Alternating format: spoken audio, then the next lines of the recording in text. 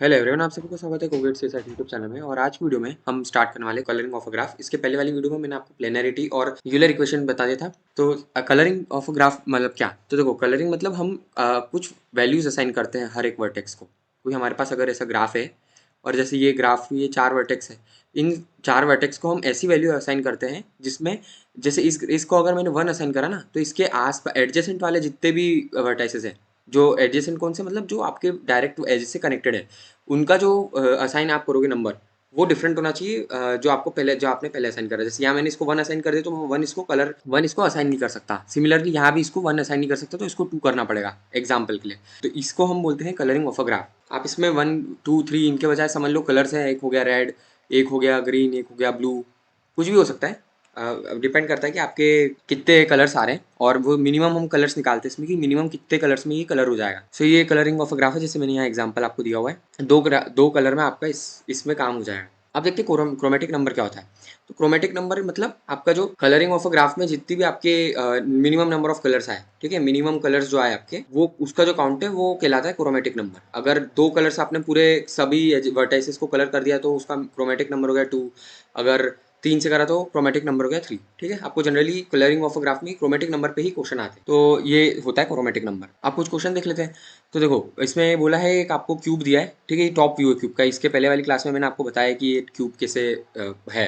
तो मैंने यहाँ पे इन सबको ये कलर करा है। तो ये जो वर्टेक्स है इसको हमने 1 असाइन कर दिया, तो मैं बी और डी को 1 असाइन नहीं कर सकता। सिमिलरली आपकी जो वर्टेक्स बी है उसको मैंने कोई एक कलर नंबर 2 है उससे असाइन कर दिया। तो यहाँ पर मैं 1 इसको तो कर ही चुका हूँ, तो इसको तो गिनना ही नहीं। अब मैं इसको सी को और जी को असाइन नहीं कर सकता कलर नंबर 2 का, है ना। तो ये हम इस तरह से इनको सॉल्व करते हैं, और आप फाइनली जब आप देखोगे तो इसका आंसर आएगा 2। ऐसे हम इन क्वेश्चंस को सॉल्व करते हैं कलरिंग ऑफ ग्राफ के। मैंने और भी क्वेश्चंस दिए यहाँ पर, आप देख सकते हैं। जैसे ये हो गया, सिमिलर टाइप का क्वेश्चन है कि ये है, ठीक है, आप इनको प्रैक्टिस के लिए खुद कर सकते हो, मैं इन पे टाइम नहीं दूंगा। अब देखते हैं 4 कलर थ्योरम क्या होता है। 4 कलर थ्योरम क्या बोलता है कि कोई भी प्लेनर ग्राफ जो रहता है वो एटमोस्ट 4 कलर्स में कलर हो जाता है। तो आपके पास अब प्लेनरिटी चेक करने के लिए कितने तरीके हो गए?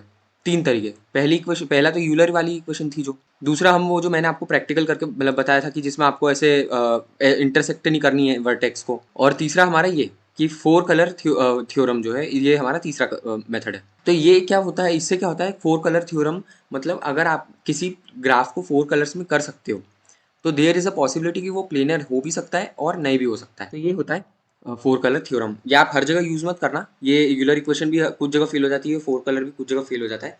हमारा जो सबसे एक्यूरेट तरीका है वो है ये, जिसमें मैं आपको आपको खुद ड्रॉ करके इसको करना है। तो ये हमारा 4 कलर थ्योरम हो गया। नेक्स्ट है क्रोमेटिक इंडेक्स। क्या होता है? तो क्रोमेटिक इंडेक्स मतलब आपको जैसे क्रोमेटिक नंबर होता है ना, आप में वर्टाइसिस को आप कलर करते हो, ठीक है, आप नंबरिंग करते हो। क्रोमेटिक इंडेक्स क्या होता है? आप एजेस को नंबरिंग करते हो। जो वर्टेक्स के बजाय आप एजेस को, यहाँ पर देखो मैंने यहाँ पर नंबरिंग करी, और मिनिमम एजेस मतलब एडजेसेंट एजेस जो है, मतलब जैसे ये वाली एज और ये वाली एज, ये दोनों एडजेसेंट हो गई क्योंकि ये दोनों एक ही वर्टेक्स से पास हो रही है। ठीक है, तो इसमें इसको आप अलग अलग कलर से आपको करना पड़ेगा। तो ये मैंने आपको बता दिया। एक इंपॉर्टेंट पॉइंट याद कर लेना कि क्रोमेटिक इंडेक्स जो रहता है कंप्लीट ग्राफ का, उसका शॉर्ट तरीका है। अगर क्रोमेटिक इंडेक्स आपका के अगर आपको n वर्टिसेस दी हुई है, तो क्रोमेटिक इंडेक्स निकालने के लिए आप n-1 क्रोमेटिक इंडेक्स आएगा अगर n is even, and n आएगा अगर n ऑड है। तो ये आप फॉर्मूला याद कर लेना। सिमिलरली एक काफ़ी अच्छा क्वेश्चन है ये, मैं आपको एक वाला क्वेश्चन करा देता हूँ। इस टाइप के क्वेश्चन बहुत आते हैं। क्वेश्चन ये बोल रहा है कि given a schedule of exam to be given by 4 students, ठीक है, 4 स्टूडेंट्स ही ये, और 5 एग्जाम्स हैं। आपको क्या बोला है कि शेड्यूल में आपको मिनिमम नंबर ऑफ डेज निकालने हैं, ठीक है, और रूल क्या है कि हर स्टूडेंट जो है वो उस एग्जाम को दे, और जो एग्जाम 2 एग्जाम है वो सेम डे पे नहीं आना चाहिए। तो आपको यहाँ पर एग्जाम या सब्जेक्ट जो है वो सेम डे पे नहीं आना चाहिए। तो आपको रेस्ट्रिक्शन किस पे या कंस्टेंट किस पे? सब्जेक्ट पे। सबसे पहले इन क्वेश्चंस को करने के लिए आप ये देखो कि कंस्टेंट किस पे। तो देखो यहाँ पर सब्जेक्ट पे कंस्टेंट है, तो मैंने क्या करा, जो सब्जेक्ट है उनको मैंने वर्टाइसेस मान ली। तो जैसे मैंने यहाँ पर ये 5 ऐसे पांचों को मैंने वर्टाइसेस मान ली। अब इसके बाद क्या करना है आपको, आपको ये देखना है कि जैसे S1 को लिया, S3 को लिया और S5 पे, तीनों पे टिक लगा हुआ है। जिस R1 मतलब स्टूडेंट 1 को ये तीनों एग्जाम देना है, S1 देना है, S3 देना है और S5 देना है, ठीक है, और वो सेम डे पे नहीं होना चाहिए, तो हमें वो निकालना है। तो हम क्या करेंगे, इन तीनों को ज्वाइन कर लेंगे, क्योंकि ये तीनों सेम डे पे नहीं हो सकती, मतलब इन तीनों की क्रोमेटिक नंबर अलग होना चाहिए, अगर मैं आपको ग्राफ के पर्सपेक्टिव से बताऊं। समझ रहे होगे आप तो।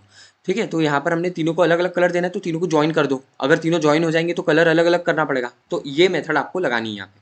अब मैंने यहाँ पर इन तीनों को ज्वाइन कर दिया। सिमिलरली यहाँ पर S2 S4 को करा, फिर S2 S4 और S5 तीनों को ज्वाइन कर दिया, ट्राइंगल बनेगा जैसे यहाँ पे, है ना। और फिर S1 S4 को करा, इन सबको ज्वाइन करके मेरा फाइनल ग्राफ आ गया ये। अब ग्राफ मिल गया तो आप इससे आराम से क्रोमेटिक नंबर निकाल सकते हो। ठीक है, तो इन क्वेश्चंस को हमें ऐसे करना रहता है। ठीक है, तो ये आपका होता है कलरिंग ऑफ अ ग्राफ। इसमें इतना ही है।